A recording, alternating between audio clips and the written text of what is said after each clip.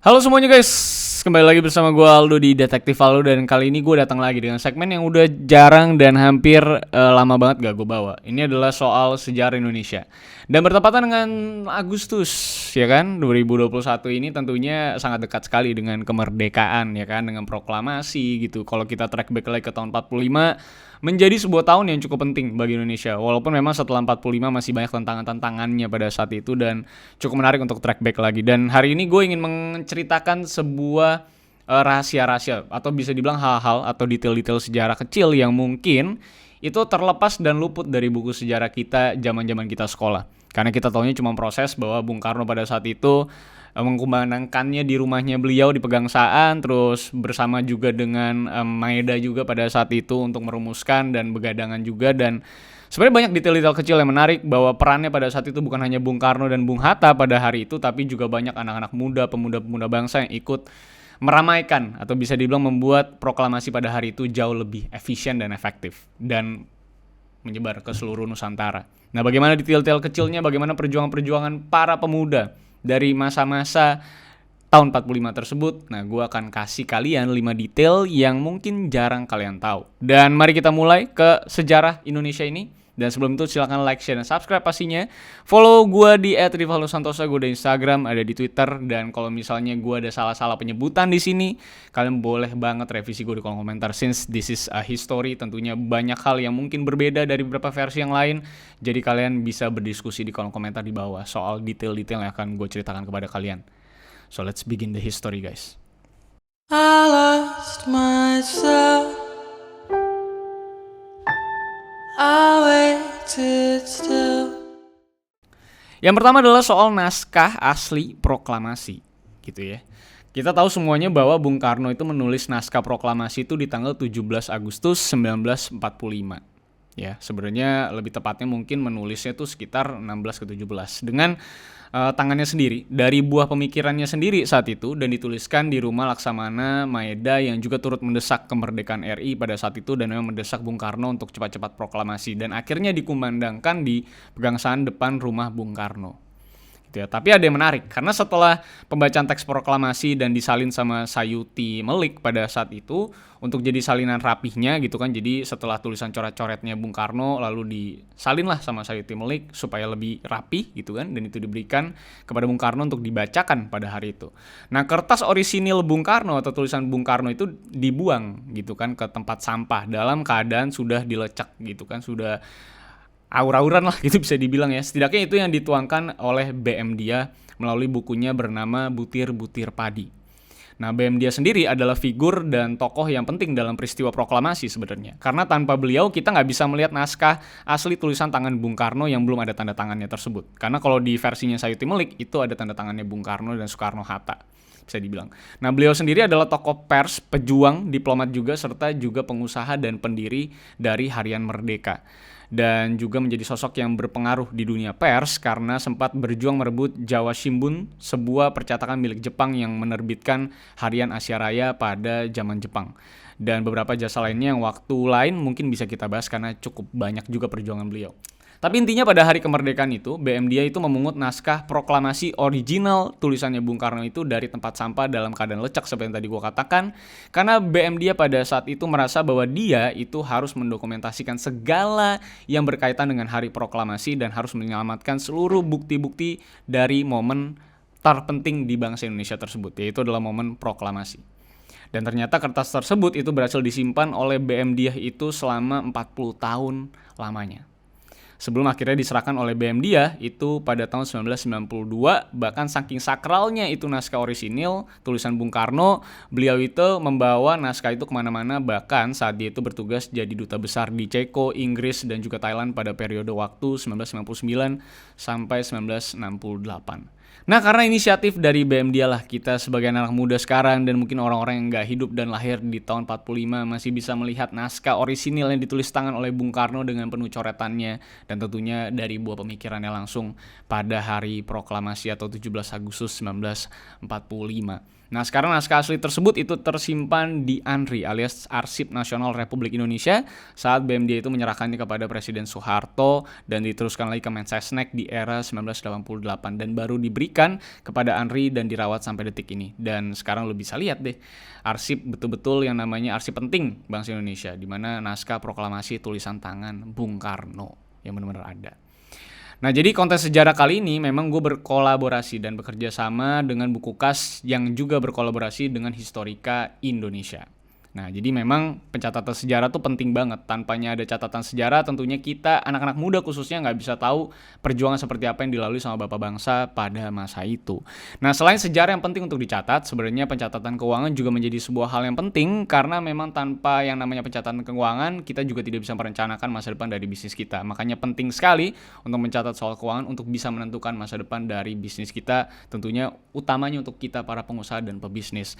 Maka dari itu silakan ikutin yang namanya catatan Merdeka Sejati cuma di akun Instagram @bukukas_id di tanggal 17 Agustus sampai tanggal 31 Agustus 2021.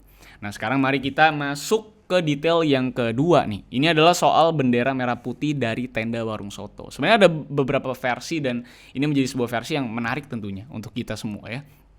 Sejarah menarik bahwa memang Ibu Fatmawati itu sudah katanya membuat bendera pusaka ini sebelum tanggal 16 Agustus 1945. Dan lebih uniknya lagi, warna merah pada bendera saat itu katanya didapatkan dari tenda warung soto. Menarik banget ya. Ini bisa dibilang menggambarkan betapa urgentnya pada hari itu dan juga betapa spontannya orang untuk bisa mendapatkan bahan untuk membuat bendera. Gitu ya.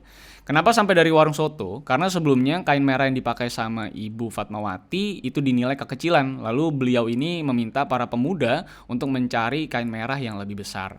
Lalu ketemulah kain merah yang sedang dipakai untuk tenda warung soto pada saat itu. Jadi anak muda ini ya jalan-jalan lah si pemuda, lalu ketemu tuh warung soto, ada kain merahnya. Dan itulah yang diambil dan akhirnya dijahit oleh Ibu Fatmawati untuk menjadi bendera merah putih yang sekarang menjadi bendera pusaka juga yang baru dengan ukuran 276 x 200 cm pada saat itu. Tapi ada yang berbeda dengan versi buku catatan kecil bersama Bung Karno volume 1 yang terbit pada tahun 1978. Di mana di buku tersebut mencatatkan bahwa Ibu Fatmawati itu katanya mendapatkan kain merah dan kain putih tersebut itu dari seorang perwira Jepang bernama Hairul Basri yang membawakan dua blok kain, yaitu blok kain putih dan juga blok kain merah yang akhirnya dijahit oleh Ibu Fatmawati menggunakan mesin jahit tangan dan tidak lagi akhirnya digunakan untuk upacara setelah tahun 1969. Dan sekarang bendera pusaka tersebut ya tentunya dijadikan sebuah barang yang sangat-sangat sakral dan bersejarah karena dijahit oleh langsung Ibu Fatmawati dan tentunya menjadi bendera yang dikibarkan di hari proklamasi kita di 17 Agustus 1945.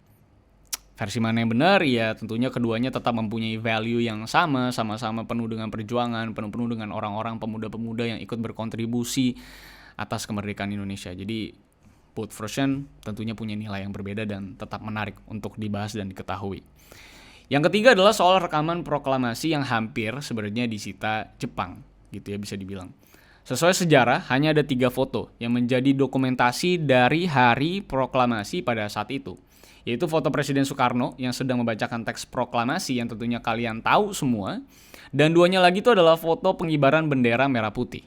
Ada 2 figur penting kenapa sekarang itu kita bisa mendapatkan dan melihat foto Bung Karno saat sedang membacakan proklamasi yang kita lihat di mana-mana. 2 orang tersebut adalah Alex dan Franz Mendur, kakak beradik yang menjadi satu-satunya juru foto di tempat proklamasi itu dikumandangkan pada tahun 1945. Franz Mendur yang pada saat itu adalah juru foto Asia Raya dan juga Alex Mendur adalah juru foto kantor Berita Dome.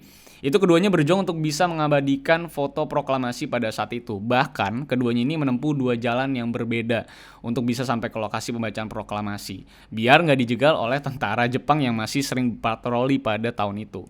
Saat itu Franz Mendur hanya membawa 3 buah plat film dan menjepret momen proklamasi sebanyak 3 kali, mulai dari pembacaan teks proklamasi saat Latif dan Suhut itu mengerek bendera merah putih, dan juga foto pengibaran bendera dengan latar belakang masyarakat yang penuh sesak untuk menyaksikan yang namanya proklamasi dan berkibarnya bendera merah putih, yang menjadi sebuah momen yang paling ditunggu-tunggu sama seluruh masyarakat Indonesia. Namun setelah pemotretan tersebut, kameranya si Alex Mendur ini berhasil dirampas oleh pihak Jepang dan semua plat fotonya itu dihancurkan. Nah, tapi berbeda nasibnya dengan si Alex kan. Franz ini berhasil menyembunyikan plat fotonya itu di bawah pohon di halaman kantor Asia Raya, di tempat di mana dia bekerja. Bahkan Franz dengan berani berbohong kepada tentara Jepang bahwa foto-foto tersebut itu sudah katanya dirampas oleh barisan pelopor pendukung Soekarno. Yang dimana taruhannya nyawa nih kalau sampai Franz mundur ini diketahui membohongi tentara Jepang. Lalu dengan berhasilnya ngebohongin, Alex dan Franz itu juga secara diam-diam mencetak foto-foto tersebut di kamar gelap kantor berita Domei dan jadilah foto yang bisa kita lihat sekarang di momen proklamasi yang tentunya masih minim akan dokumentasi. Dan pada masa itu keduanya nitip hasil jepretannya ke beberapa pilot di Filipina yang akhirnya menjadi sebuah foto yang dimuat di berbagai media massa luar negeri sebagai bukti bahwa ada sebuah negara baru yang berdiri di Asia Tenggara yang sudah merdeka bernama Indonesia. Jadi tanpa kedua orang ini mungkin kita sampai detik ini nggak bisa lihat fotonya Bung Karno saat membacakan teks proklamasi. Dan tentunya mungkin pada saat itu proses kemerdekaan kita juga akan semakin lama dan semakin lama juga diakui sama negara luar. Karena ya foto inilah yang ngebuat jadi banyak headline di luar negeri. Untuk bisa luar negeri itu memandang bahwa Indonesia sudah merdeka dan menjadi sebuah negara yang utuh di Asia Tenggara. Yang keempat adalah rekaman pembacaan proklamasi. Jadi kalau tadi rekamannya adalah sebuah foto, kali ini adalah masalah rekaman suara gitu ya. Jadi jarang yang tahu sepertinya bahwa suara pembacaan teks proklamasi yang bisa kita dengar sekarang di YouTube, di Monas dan di mana-mana itu bukanlah rekaman suara Bung Karno pada tanggal 17 Agustus 1945. Melainkan itu adalah sebuah rekaman yang direkam ulang oleh Bung Karno antara tahun 1950 sampai 1951. Kata sejarawan LIPI yaitu Asfi Warman Adam. Ada sejarah yang seru di balik suara rekaman yang sering kita dengar tersebut, di mana pada hari-hari kemerdekaan itu, di mana Yusuf Ronodipuro itu sebagai tokoh di balik penyiaran proklamasi lewat siaran mancanegara ke seluruh dunia sekaligus pendiri dari RRI, sempat memaksa Bung Karno untuk merekam ulang pembacaan proklamasi karena belum adanya rekaman tersebut atau rekaman suaranya Bung Karno. Tapi prosesnya nggak semudah itu karena Bung Karno pada saat itu tuh menolak untuk membacakan ulang proklamasi karena bagi beliau proklamasi itu hanya dibacakan satu kali. Itu kata Bung Karno pada saat itu. Bahkan untuk mereka yang terlambat menghadiri hari proklamasi pada saat itu yang nggak sempat mendengarkan pembacaan proklamasi langsung dari Bung Karno pada saat itu hanya bersedia memberikan ceramah dan wejangan dan bukan pembacaan ulang proklamasi. Jadi kalian tahu ya ada Jong Java, Jong Ambon, itu lo tahu kan jauhnya apa gitu Nusantara dan belum ada transportasi yang secepat sekarang gitu kan. Dan mereka tentunya punya transportasi yang terbatas juga. Jadi tentunya banyak yang terlambat untuk datang ke Jakarta dan ngelihat proklamasi tersebut. Nah akhirnya tapi dengan bujukan yang solid bisa dibilang alasannya dari Yusuf gitu ya, Bung Karno itu akhirnya mau membacakan sekali lagi dan direkam akhirnya di studio RRI pada tahun kisaran 1950 sampai 1951 yang sekarang berada di Jalan Medan Merdeka Barat nomor 45, studionya RRI, Jakarta Pusat. Pada saat itu Bung Karno bersedia untuk merekam pembacaan proklamasi sekali lagi, itu dengan alasan bahwa generasi muda Indonesia yang akan datang itu sangat penting untuk bisa mendengarkan bagaimana sebenarnya nada membaca teks proklamasi sesuai Bung Karno. Dan akhirnya tujuan inilah yang membuat Bung Karno luluh dan mau untuk membacakan kembali teks proklamasi dan direkam untuk dijadikan dokumentasi. Tentunya tanpa Yusuf Ronodipuro mungkin kita nggak bisa mendengar bagaimana seorang bapak proklamator membacakan proklamasi tersebut. Proklamasi. Kami, bangsa Indonesia, dengan ini menyatakan kemerdekaan Indonesia. Tentunya bagaimana cara Bung Karno membacakan, itulah yang di copy paste sama kita anak-anak muda saat kita lagi upacara, gitu ya misalnya. Jadi memang sangat penting sekali pada saat itu dan akhirnya Bung Karno mau saat dibujuk oleh para pemuda yang dahsyat dan luar biasa ini yang berperan penting dalam sejarah tapi mungkin jarang disebut di buku-buku sekolah soal proses kemerdekaan dan penyebaran kemerdekaan ini ke seluruh Nusantara. Yang terakhir adalah masalah kondisi Bung Karno pada hari proklamasi. Siapa yang tahu pada tanggal 17 Agustus tahun 1945, 2 jam sebelum dibacakan dan dikumandangkannya proklamasi, itu tepatnya pada pukul 8 pagi, tepatnya di kamarnya di Jalan Pegangsaan Timur nomor 56 Cikini, ternyata Bung Karno itu mengalami gejala malaria Tartiana. Dan suhu tubuhnya pada saat itu sangat tinggi dan katanya super capek banget karena semalaman itu bergadang bareng sahabat-sahabatnya untuk menyusun naskah proklamasi di rumah Laksamana Maeda tepatnya di bulan Ramadan atau puasa. Lalu jam 9 paginya Bung Karno itu bangun lalu dengan kondisi yang kurang sehat dia itu langsung pakai baju putih-putih ikoniknya Bung Karno dan menemui Bung Hatta. Dan setelah itu tepat jam 10 pagi keduanya memproklamasikan kemerdekaan Indonesia di serambi rumah Bung Karno di Pegangsaan. Dan semoga anak muda tahu bahwa Soekarno-Hatta itu adalah nama yang berbeda dan bukan nama satu orang, karena mungkin sering banget dengar nama Bandara Soekarno-Hatta gitu ya, bandara di Tangerang, dan merasa bahwa itu adalah satu nama yang sama gitu. Karena dulu gue pas kecil ternyata gue cuma tahu Soekarno-Hatta tuh presiden gitu. Ternyata Bung Karno dan Bung Hatta itu adalah presiden dan wakil presiden, bukan satu nama. Jadi semoga kalian-kalian semua mungkin yang masih kecil-kecil, yang mungkin jarang baca sejarah dan belajar sejarah, kalau bisa sudah tahu ya bahwa Bung Karno dan Bung Hatta adalah dua orang yang berbeda gitu ya. Tapi karena memang punya peranan yang sama pentingnya di Indonesia pada hari proklamasi terutama dan terkhususnya, dan menjadi presiden pertama Indonesia, tentunya namanya akan disambung jadi Soekarno-Hatta. Yang sekarang mungkin lebih dikenal dengan Bandara Suta ya, bukan Soekarno-Hatta lagi. Semoga tetap Soekarno-Hatta lah, karena memang kedua nama tersebut tuh sangat-sangat ikonik dan berarti banget buat bangsa kita ya. Nah, dengan 5 detail tersebut soal hari proklamasi atau 17 Agustus 1945, gue berharap untuk kalian semua bahwa kalian tuh para pemuda punya potensi yang besar untuk bisa merubah bangsa ini gitu ya ke arah yang jauh lebih baik, karena tanpa peran para pemuda di masa-masa kemerdekaan tersebut tentunya mungkin proses kemerdekaannya tidak seperti sekarang sejarahnya, mungkin berbeda sejarahnya, mungkin lebih lama lagi kita merdeka, mungkin aja gitu, karena tentunya proklamasi pada hari itu tidak lepas dari peranan para anak muda yang juga ikut mendesak Bung Karno dan Bung Hatta sampai terjadi juga peristiwa Rengas Dengklok ya kan pada saat itu. Jadi semoga kalian para anak muda tentunya harus bisa optimis dan semangat untuk bisa mengubah Indonesia dari divisi atau sektor kalian masing-masing. Jadi semoga berita dan sejarah hari ini bisa menyemangatkan kalian lagi bahwa pada saat itu anak muda, generasi muda, dan generasi tua pun juga ikut berjuang bersama untuk melakukan sesuatu yang besar buat bangsa ini.